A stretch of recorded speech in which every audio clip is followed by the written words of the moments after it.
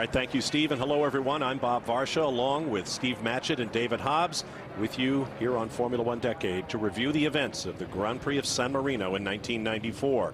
Steve Matchett, of course, was in the pit lane on that fateful weekend with the Benetton team. David Hobbs was watching on television from his home in England, and I was calling the race from a studio in the United States. Perhaps like you, we all remember where we were on this weekend. A look at the starting grid, third round of the season, third straight pole position for the great Ayrton Senna, but no race finishes to that point. Both races that year having been won by Michael Schumacher at that point. He was alongside him on the front. Nicola Lorini there standing in for Alessi in the Ferrari. Harkonnen having trouble with the McLaren Peugeot. He'd qualified pretty well in Spain, went quite well in Spain. He's back there in 8th, and then Brundle back there in 13th spot with the second one of the McLaren Peugeots. Take note of Michele Alboreto in the Minardi. He too would have a role to play on this fateful weekend. As we get to the very back of the grid, you'll notice an empty spot. Simply put, a shortage of cars following the events of Friday and Saturday. Beginning in Friday qualifying with Rubens Barrichello, who at that point was with the Jordan team. Let's review.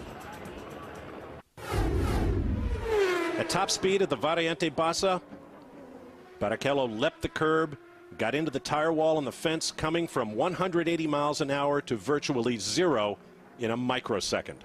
One of the more violent accidents I think I've ever seen. I was watching that in England and absolutely horrified. He was knocked unconscious and says he has no memory of the incident. I just remember saying, oops. It was something that I recall. I think, you know, as I crash, my tape rewind. It was something that I don't go to the crash. I don't remember crashing. It's something that I just remember the oops. So it's something that the whole weekend itself is a little bit vague in my mind. It's something that I think I'm lucky actually with that, because otherwise, you know, if you feel the power of the impact is too bad. It's something that many people who have crashed maybe have the same experience. My tape really rewind, and I remember just the time that I entered the corner a little bit too fast, and that was the explanation. Well, perhaps Barrichello is lucky that the weekend was just a vague memory. On Saturday in qualifying, Roland Ratzenberger, a rookie with the Simtek team from Austria, lost the front wing on his car at top speed over the old Gilles Villeneuve corner. He went into the wall nearly head-on and perished.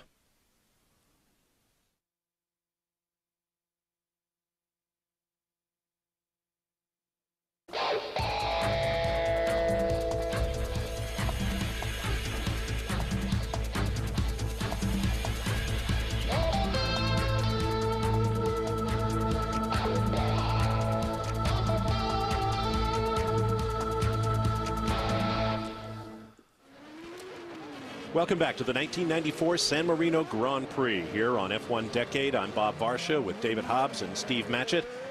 The field coming around to form up on the grid in front of the typically massive crowds that jam the circuit named for the late Enzo and Dino Ferrari in Imola, Italy on a Grand Prix weekend. The whole of course, event, it's a fantastic place to watch a race from, on that hill there, and just a great location. Well, the Imola circuit, David, is, you know, of course, is very close to the Maranello factory and a huge amount of Ferrari support. More here, I think, than at Monza. To this point of the weekend, of course, two savage accidents. One put Rubens Barrichello in the hospital on Friday. The other took the life of Austrian rookie Roland Ratzenberger on Saturday. The first driver to die on a Grand Prix weekend in a dozen years. So that myth of security had been shattered. Now watch the right-hand column of cars as the lights go out. JJ Leto in the Benetton cannot get away, and Pedro Lamy hits him in the rear at full speed in the Lotus. Pedro Lamy, who had come from 22nd on the grid, there you see him absolutely probably doing 100 miles an hour by the time he got to that stalled car of JJ Leto. So the whole weekend again continuing that terrible downward sort of spiral. And poor old JJ Leto, this was his first race start for Benetton. He was signed on as the race driver at the start of the '94 season, but suffered a horrific accident in testing where he broke his neck at Silverstone quite late at night and was unable to start the season. So this was his first race. There's the car that I'd built for the guy right there, along with the other mechanics at Benetton, car number 6.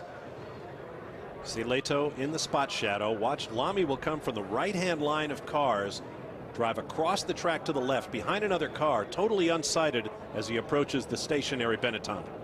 Here he comes. You see, he hasn't seen that car. He's just seen that other car move around it, and boom, suddenly there's this stationary object. It just, the pit of your stomach drops right out because you're sitting so low, obviously you can't see it. Yeah, you can see there wheels and debris flying over the catch fence into the left, into the crowd. Leto had both arms out of the cockpit waving that he had stalled, but of course, as you rightly say, guys, just completely unsighted the way Lamy was storming through the field. Now, rather than red flag the race, clean the track and start over, they chose to bring out the safety car, and that became a key issue in what was to follow.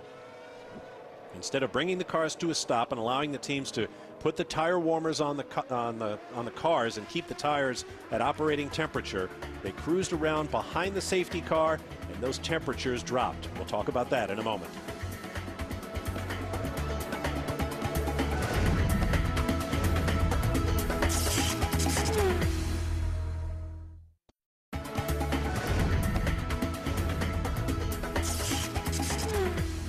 The frightening thing to me was JJ had stalled the car on the grid and put his hand in the air to signal that the car had stalled. But the Lotus was obviously blindsided by traffic and backmarkers at the start of the race, but the impact, the force of the impact was colossal. And I was just terrified there and then, because remember, by this time we'd had Ratzenberger's fatal accident. We were kind of well under a black cloud by this point anyway, and we'd had yet another big accident on the starting grid, and it was my guy. Field coming around. It's worth noting that the corner workers and emergency workers at Imola were regarded as some of the best in the world for the day. Gerhard Berger had a terrible accident backing his car into the wall at this circuit in 1989, and the corner workers ran straight at the still moving fireball, saving Berger's life. Max Angelelli driving the safety car, and you see the field moving slowly. As I mentioned before, that would become an issue. Here's our Peter Windsor. I was talking to Max about this several years ago, Angelelli, and he was saying that when he was deployed, the safety car was when he was told to go out. Within 2 laps, the brake pedal was basically going to the floor. He was going absolutely as quick as he could going. He knew that so far as the speed that he needed to be doing to keep anything like the right tire temperature in the cars, it was nothing.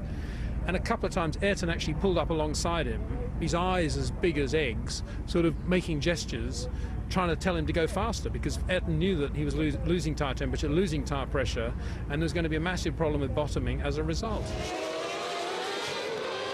Well, one way or another, the field came around, the safety car pulled off, and Ayrton Senna led Michael Schumacher off into turn 1. Notice the cars bottoming out, particularly Senna's car, a shower of sparks. Yeah, they're tungsten skids underneath the car, but quite right, what we're talking about is following around with the safety car, and the temperatures begin to drop down in the tires from about 200 degrees F. The pressures drop and that ride height drops a little more. And at this stage, all the cars were flat bottomed. So as soon as they were traveling on over any of the undulations on the track, it was really turning the car into a surfboard, taking a lot of the suspension movement out, actually to complete zero. Like a motorcyclist who pegs out if his foot peg strikes the ground if he leans over too far in a corner.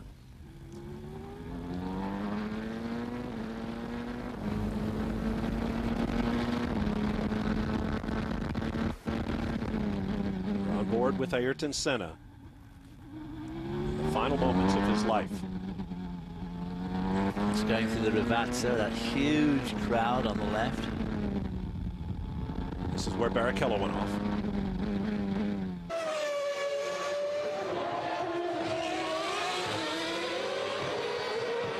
Across the start-finish line they come, heading for Tamburello Corner.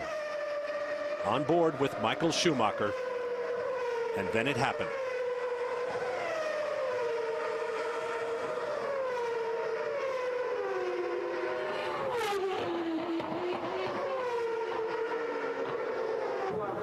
The sheer size of the debris field tells you something about the hideous nature of the impact. And as we were to learn later, a wheel, perhaps that one flying through the air with the suspension attached, poked through the visor and ended the life of the great Senna. The death of Ayrton Senna shocked Grand Prix racing in much the same way as the 1968 accident that claimed the life of another multiple world champion, Jim Clark. Both men were regarded as the very best, and if their supreme driving skills could not keep them safe, then what chance did anyone else have? Early in his career, Senna developed a reputation as a gifted but emotional driver, one whose ruthless commitment to winning made him less than popular as he worked his way up the racing ladder. Presented with a choice of teams in Formula One, he chose lowly Tolman. There, he planted the seeds of his future legend with an epic drive in the rain at Monaco in 1984. A year later, he jumped to Lotus, where he claimed his first victory in Portugal, once again in the wet, the ultimate test of driving skill. Senna's uncanny technical ability and his samurai-like commitment to victory made him a favorite at Honda, moving with the company to the McLaren team in 1988. It was there he won most of his 41 career victories, his all-time record 65 poles, and all 3 of his world championships. When Honda left Grand Prix racing in 1992, Senna spent one final frustrating season at McLaren before following the practice of champions going back to Juan Manuel Fangio, find a seat in the best car on the grid. In 1994, that meant the Williams Renault. Statistically, Senna ranks among the greatest drivers of all time, but many, including drivers themselves, consider him to be the best. Part of it was his unyielding commitment to perfection. There was only winning. Anywhere but the top step of the podium was failure. He feuded with other drivers both on and off the track, and he challenged the top officials and rules makers in Formula One, sometimes to his detriment. For Senna, there was simply no other way. Ayrton Senna was a presence, thoughtful but reckless, introspective but emotional, religious but competitive. He gave the sport a personality that has not been seen before or since. Senna's funeral was akin to an affair of state, a day of mourning that made headlines around the world. His pallbearers included former teammate Gerhard Berger and fellow world champions Alain Prost and Jackie Stewart. He was laid to rest in Morumbi Cemetery in Sao Paulo, and the sport of Grand Prix racing was changed forever. It was a sad moment, sad weekend overall, you know, on the track, out of the track. You know, it took me such a while to actually be competitive in Imola, not because I was afraid of myself, but just it was a heavy air, so I never really enjoyed that. So just hard to explain. There was a mystery going on that weekend. It looked like somebody was left a different button on, and everybody was just getting hurt. Looking back, it's obviously very easy to say this shouldn't have happened, that shouldn't have happened. All one can do is put the pieces together and learn from that. And I think Formula One definitely has learned. It's incredibly, touch wood, safe now. It comes a point where you have to take your hands off the car as a team and give it to one guy. And if that guy will make a difference, you'll work 24 hours a day, 3 days a week during the race weekend. It doesn't matter, because you know you're going to get the results. And that's what Senna was. Senna was both of those things to me. He was the competition, the guy to beat, and boy, we really wanted to have that competition with him.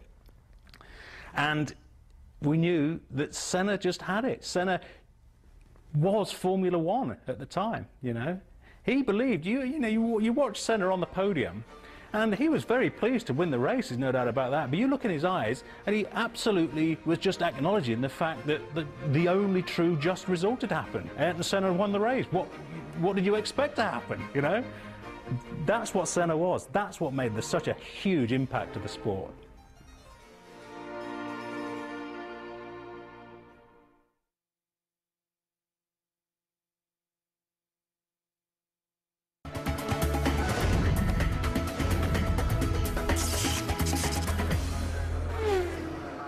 Welcome back to Formula One Decade, the 1994 San Marino Grand Prix. At this point, the race has been stopped. The great Ayrton Senna has been taken off, mortally wounded, in a helicopter. And yet these drivers are preparing to race once again. Well, it must have been just the feelings must have been this young Damon Hill, of course, going to be plunged right to the head of the Williams team. The feeling must have been just incredible for these drivers, just wondering who was going to be next, because it had been such an absolutely diabolical weekend. And to go back to what Rubens Barrichello said, he said he didn't race well at Imola for some time afterwards. I don't think Rubens Barrichello raced for about 4 years like he had done at the beginning of that 1994 season. I think it really put him off just terribly, because his own crash as well. Thinking probably afterwards, my goodness me, you know, that could have been me. As the grid being cleared, Steve, what was known in the pit lane at this point? Very little. We knew, of course, that Senna's accident was very serious, but at this stage it wasn't clear at all how serious. We knew, of course, he'd been taken away in the helicopter, but all that was pretty much par of the course for a serious accident like that. The chassis itself, we could see on the replay, had remained intact, the survival cockpit. So at this stage, as the race gets underway, we're not sure of the state of Senna's condition. You saw one of the Saubers slow to get away on this absolutely appallingly star-crossed weekend. There's Heinz-Harald Frentzen. It just never, ever stopped. Now Michael Schumacher from the first position with Gerhard Berger behind him in the Ferrari. Now consider Gerhard Berger. He has already lost countryman Roland Ratzenberger. He has already, well, at this point we're not even sure if he knew that perhaps his best friend in Formula One, Ayrton Senna, was lost on board with Damon Hill as they prepare to restart. Gerhard Berger and Ayrton Senna, incredibly different personalities, but they were just incredible buddies. Most a really, really odd mix. It's kind of the opposites attract, isn't Absolutely. it, for those two?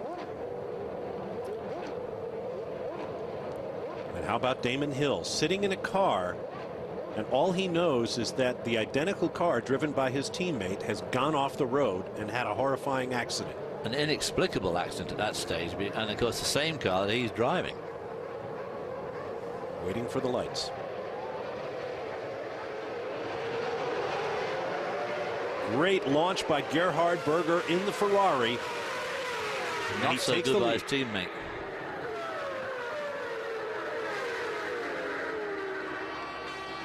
Schumacher on the attack immediately in the Benetton. Damon Hill looks up the inside. Oh, is there contact? Oh, it looked close, didn't it? It turns out, in fact, there was contact, and Hill came off the Pourer for it. Up to the Variante Alta, the high chicane. There you see Damon there dropping back through the field. There again, some sparks coming from the underside of the Ferrari. Hill going slowly. This is the chicane at the Acqua Minerale, which is no longer there. Thank goodness. It was a horrible thing to drive through. Notice all the patchwork nature of the racetrack. You have to wonder if that contributed to the bottoming out of the race cars. Well, of course, and it's particularly bumpy where Senna went off. Tamburello was very rough and bumpy in those days. There's one particular undulation just going into the Tamburello, on the approach to Tamburello, where a lot of the drivers had been aware of it and had been avoiding it because it was causing the cars to bottom out and a lot of titanium sparks being thrown up, but it was unsettling the cars. Ayrton, on that fatal last lap, did drive over that big undulation through Tamburello, and the feeling was that the car then was unsettled. Now we see the guys working on Damon Hill's car. We saw on the onboard shot earlier on a little bit of movement off the front wing. That, Bob, as you rightly said earlier on, when he just touched Michael Schumacher's car. So front wing change for the Williams crew. And here you see Michael Schumacher harrying away at Gerhard Berger. And Michael Schumacher, really the same comments apply to him as you just made about Senna. I mean, he's absolutely, totally prepossessed with winning. It's the only thing that matters to him. And you either love him, or a lot of people don't like him for it because of his absolutely obsessive way of winning, or wanting to win. And of course, he makes it happen too with the incredible amount of work he puts in with the team. And you can attest to that more than anybody, probably, Steve. Yeah, there was a lot of controversy throughout this season of why Michael Schumacher and Benetton were so quick.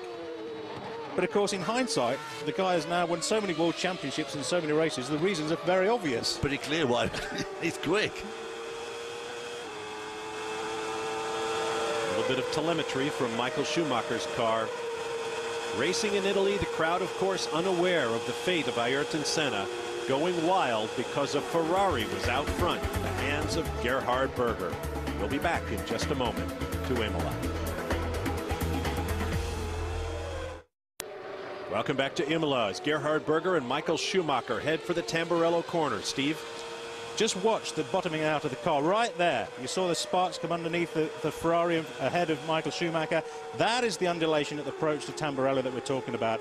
And I believe, and I'm not alone in this, that was the undulation, the ripple in the track that caused the FW16 to become unstable and to leave the track at that point. And most of those ripples are where there are surface changes, like there's another one there going into the Piratella there, which Bob had already commented on how many surface changes there were here, and those surface changes going to Tamburello. There's 3 stripes of black top. Here he goes round, coming out of the Acqua Minerale. Great launch off the corner by Michael Schumacher with that V8 Ford. You see in comparison that the B194 Benetton, Michael Schumacher's car there, is not kicking up any sparks at all relative to the amount of sparks being thrown from the underside of the Ferrari. Harrying him all the way up here into the Piratella, which is his left-hander coming up. Berger always a difficult man to pass. And now pit action. Notice the lack of a pit lane speed limit. That will become a factor later in the race. Of course, Mika Hakkinen now moves into second. Mika Hakkinen had an absolutely dynamite opening couple of laps. He qualified in 8th spot and was in 3rd straight away. So Mika Hakkinen showing some of that flair that was to take him to a couple of world championships a bit later on in his career. Berger stays on track and takes over the race lead. Uncharacteristically, a very slow pit stop by the Benetton crew there. They had all sorts of problems changing the left rear wheel during that stop. The gun got jammed onto the wheel nut and wouldn't come off. Well, I wonder who that was. You can't. Well, obviously you can't blame me for that one. Gerhard Berger racing with a heavy heart. Look at the crowds. Imola is currently in limbo on the Formula One World Championship. It needs upgrading, but there's one thing that all the money in the world cannot bring to a racetrack, and that is soul, for lack of a better word. And I think that's something that Imola has in abundance. And part of that soul comes from the, as Steve's already pointed out, it's not very far from Maranello.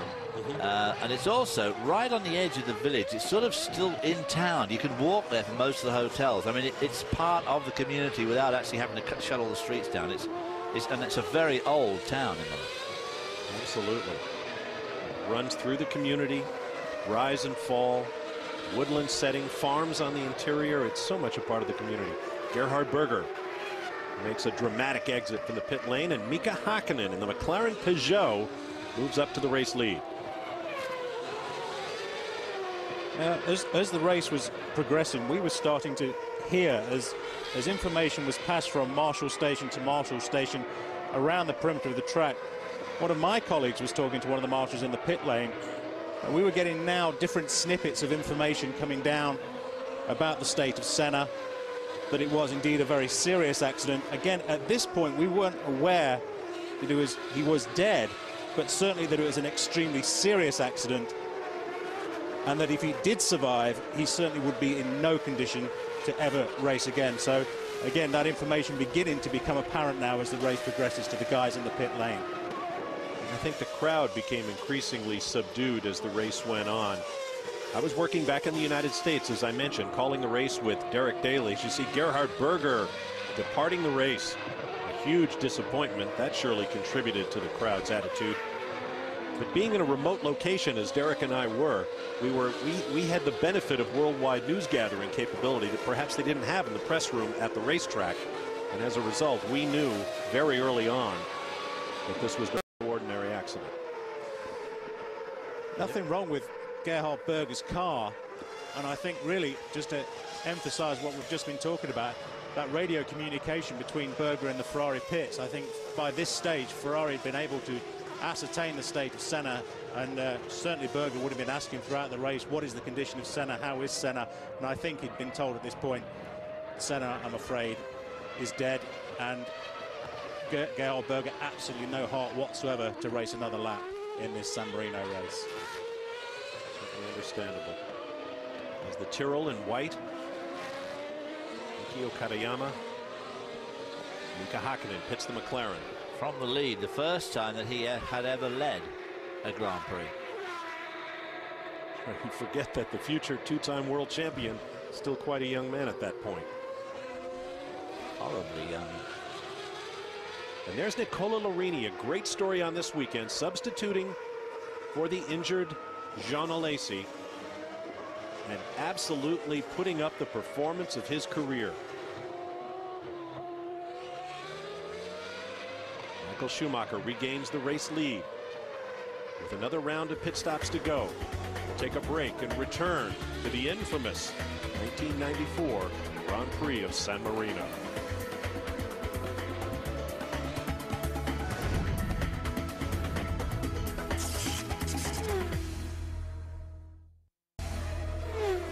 Welcome back to Formula One Decade as David Brabham of Australia climbs out of the Simtech. Another driver racing with a heavy heart. He lost teammate Roland Ratzenberger to a crash in Friday qualifying and raced on in a car that he could not have 100% confidence in. Yeah, knowing that the front wing had collapsed on the Ratzenberger car that had taken him into the fence. Michael Schumacher has resumed the lead, having won the first two races of the 1994 season, on his way now to look like winning the third. There's one of those surface changes, and every time they go over one of those, there's a pretty severe reaction from the cars. Heinz-Harald Frentzen in the Sauber pits. A new nose on the car. Remember, he was slow to get away at the start. There's the gap from first place Schumacher to second place Nicola Larini in the Ferrari. Schumacher in again.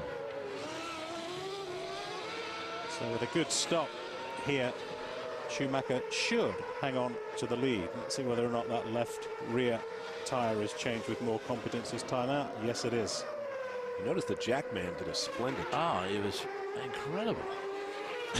The stance, that wide-footed stance he has, is sort of a bit like a... There you see another good shot of those surface changes. There's another one on the exit of Tamburello. Well, so many famous racing scenes around this Vista. I remember Nigel Mansell going off the track and on back in the early 90s in the Williams racing at Imola. Well, you and I were calling that race where Gerhard Berger backed in, and we were both in the booth over the track. In those days we used to go, and we were there, and both of us just looked at each other and went completely silent. It was Nigel in a Ferrari in 1990, I believe. Boy, if there was ever a man made for a car and a crowd, it was Nigel Mansell in the Ferrari in Italy. Il Leone, they called him. The Lion. Here comes Karl Wendlinger. Another Austrian in the Sauber. Because him, Frentzen, and Michael Schumacher had all been in the Mercedes junior team just a couple of years before this, drove the Mercedes sports cars, and had come up through the ranks from Formula 3 together, and were under the arm and the watchful eye of Mercedes. They were three of the really bright sparks, and a lot of people said that Heinz-Harald was actually slightly quicker than Michael Schumacher. Well, it certainly didn't work out that way for him in his career.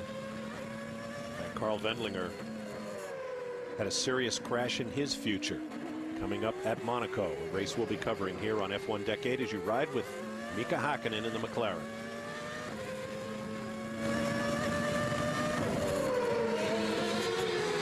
Chicane at the top of the hill.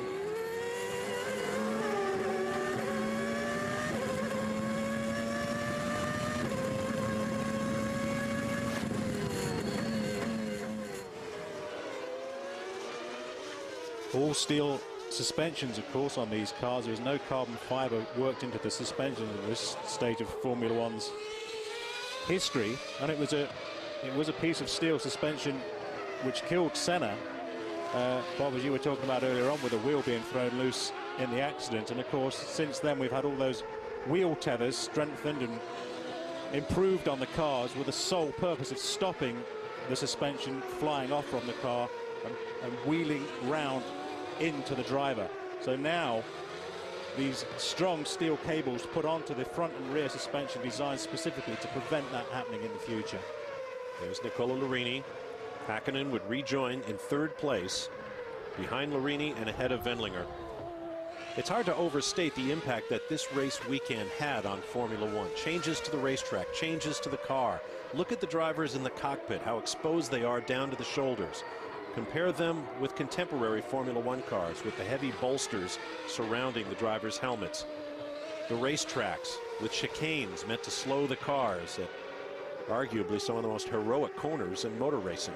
Well, it has, of course. There is a downside to it, and that is that some of these tracks now are pretty boring to not only watch and but also to drive on. And of course, overtaking has become even more difficult than it was then. But on the other hand, you know, you safety first. Here's Pierluigi Martini in the Minardi. His race run. He actually got well up into the top 10. Well, he qualified 14th. We don't see Minardis up there these days, but back then they were qualifying midfield. I mean, they really were sort of nearly there. Maybe it was brake problems that took him off the road. Very tough track on brakes, even in its former iteration. Well, this one here, for instance, you're stopping from nearly 200 for Tosa. At the top of the hill, a bit of a woe-up to go through the Piratella, then whoa. There's a permanent woe-up by the look of things. Gianni Morbidelli, another Italian out of the race in the footwork car. Ironically, when it came to fixing racetracks, Imola was one of the more difficult ones to fix because behind Tamburello and the concrete wall that took the life of Senna, there is a river. So the organizers could not push that wall back and provide perhaps a gravel trap that would have preserved the configuration of the racetrack. Instead, they went to chicanes. And of course, on the inside of the track, there's a lot of housing. And as you said, farms and vineyards and things, so they can't really do much there either. Häkkinen leading Wendlinger. The battle for third. Traffic ahead. Herbert on the left in the Lotus and Mark Blundell in a race of their own. Carl Wendlinger going really well in the Sauber. Michael Schumacher pits from the race lead and heads back out. Blue flag being waved there, telling everybody they're being overtaken. Of course, everybody studiously ignoring it, thinking it's for somebody else. You're talking about that wide stance of the rear jackman in the Benetton pit crew, and I'll tell you exactly why he used that wide stance in his career. Because Benetton had developed a quick release mechanical jack on the back where the jack would actually collapse at the pull of a lever, pretty similar to how the front works. So when you pulled it, to make it very quick, it would just fall into two pieces, sprung loaded. It worked very well when it worked well, but of course occasionally it didn't work well at all, and we had very slow stops. And to keep your toes out of the way, as you watch Damon Hill back in the race, but running back in 7th place out of the championship points. And then in the closing laps of the race, just when you thought everything bizarre and horrible that could happen already had, we were proven wrong. Michele Alboreto lost a wheel on the Minardi at high speed in the pit lane, and the debris cut through the Benetton, Ferrari, and Lotus crews. Yeah, the right rear wheel nut comes adrift. That flies into the Benetton pits, and then the wheel off Michele Alboreto's Minardi bounces through the Ferrari mechanics onto the Lotus mechanics. Nigel Stepney, my former mechanic, chief mechanic at Benetton, then chief mechanic with Ferrari, actually hit by Michele Alboreto's Minardi. Yet another chapter in the long and horrifying weekend of the San Marino Grand Prix. That was really the final straw that broke the camel's back in a way. At that point, it was just, for God's sake, let this weekend stop. This is a living nightmare. Stop it now. Welcome back to the 1994 San Marino Grand Prix, where once again the ambulances were called in. This time for an accident in which Michele Alboreto lost a wheel on his Minardi at speed in the pit lane, and the loose wheel scythed through the pit crews at Benetton, Ferrari, and Lotus, injuring several mechanics. Here's Christian Fittipaldi losing out on a possible career-best 4th place in the footwork when his brakes failed and put him off in the gravel trap. Meanwhile, Mika Häkkinen in the McLaren and Carl Wendlinger in the Sauber continued their battle for 3rd place behind Michael Schumacher and Nicola Larini. Of course, the big difference between that weekend and really back in the era that I'd raced of any sort is that fatalities were so frequent, and that it had been such a long time, as you said, over 12 years since somebody had been actually killed at a race weekend, although people were killed in testing accidents and in other forms of racing, that I think it really took the Formula One establishment by complete surprise after so many years of everything being just absolutely okay. And I must say, in my day, we were kind of inured to it, although how Mrs. Hobbs and all the other wives put up with it just beats the hell out of me when I look at it now. When I look at what we used to do and how we used to do it in flimsy shirts, no fireproof overalls, aluminum gas tanks strapped to the chassis over your legs with a bungee cord for the longer races and all that sort of stuff. We must have been crackers. And but you never kind of thought about it. And then people seem to be going to funerals all the time. But this came as obviously as a horrendous shock after so many really pretty benign years in terms of serious injury or death. Well, the sad fact, I think, is that that's what it takes sometimes. The death of a Jim Clark, Francois Severe, that led to Jackie Stewart speaking up on safety issues. Well, Jackie, of course, did a marvellous job. Especially over here when he came over to do the Can-Am, because the circuits here were even worse than the circuits in Europe, and he just laid down the law, and everybody jumped when old Jackie said jump, they jumped. Well, Formula One certainly reacted on this weekend, as Ayrton Senna was consigned to the pages of history, and Michael Schumacher came forward to begin a chapter all his own with his 3rd consecutive victory to open the 1994 season. A career that would eventually take him to eclipse most, if not all, of the great Senna's records. And have a thought for this man, Nicola Larini, an Italian driving for Ferrari in front of his home fans and reaching the next to top step on the podium.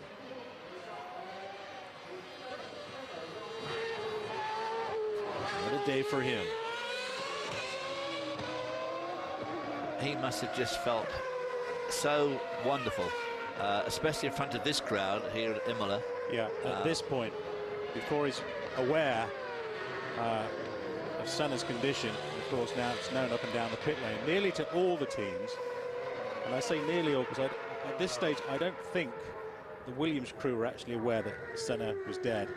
But right, Larini at this stage really didn't know, and the difference from that point of him crossing the finish line to how we see him in the press conference afterwards when he's aware of it is very distinct.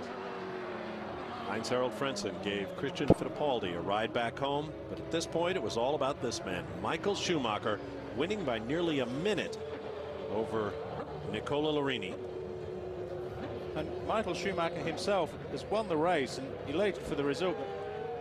Just like Larini, he at this stage is not aware that Ayrton Senna has been killed. But he will be told en route to the podium and then the interview room. The podium at the San Marino Grand Prix in 1994. Michael Schumacher in the middle, on the left Nicola Larini, on the right Mika Häkkinen. At this point, they know that Ayrton Senna is dead. And there's, you know, another side of racing, these two guys, Häkkinen and Schumacher, going on to win multiple championships, and Nicola Larini to just slide into sort of complete Formula One oblivion. And that's what Formula One's kind of like, you know. Mika Häkkinen at that time, never thinking probably got 2 world championships to come. The anthem cut short and no champagne spray. Certainly no good feelings. I mean, just win a race, but I can't feel satisfied. Can't feel happy. I mean, what happened this weekend, never have seen something like this. Not just one thing, so many things. The only thing I can say about this is I hope we learn from this. I think there is a lot to learn from, and we have to use this. And things like this, they shouldn't happen without taking the experience from it. It's the only thing I want to say and I can say. following the accident of Ayrton Senna, you went out and raced again. That must have been a very difficult thing. I don't think it was difficult. After the accident you're talking about, I thought after the pace car. No, I mean, not particular after this accident. I mean, what happened this weekend, this is so dramatic, so bad. I mean, I didn't know how Ayrton was feeling. I certainly had a better feeling compared to yesterday about Ayrton, and so I didn't take it that bad. Certainly it is not right what happened in the moment, and as I said, I hope we learn from it and do something against it.